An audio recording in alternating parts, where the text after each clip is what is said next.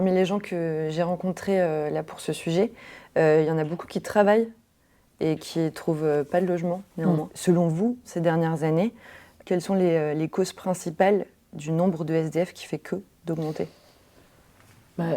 On voit bien une situation de précarité assez significative, un pouvoir d'achat qui se réduit, le coût du logement et des charges locatives aujourd'hui qui prend une partie de plus en plus significative du pouvoir d'achat des ménages, qui les met en fragilité. Et puis un contexte aussi, il y a eu une chute ces dernières années de la construction de logements sociaux et de logements privés, parce que les taux d'intérêt ont augmenté, parce que la conséquence du conflit russo-ukrainien a fait monter le coût de l'énergie, le coût des matériaux de construction. Tout ça donne en fait une conjonction d'éléments qui ont rendu plus difficile l'accès au logement. Si on veut donner plus de possibilités à nos salariés, à la mobilité professionnelle, il faut retrouver de la respiration et des solutions d'accès au logement. Alors, plusieurs solutions. Quand on a un tel besoin de logement et de logements sociaux dans notre pays, il faut agir sur tous les leviers.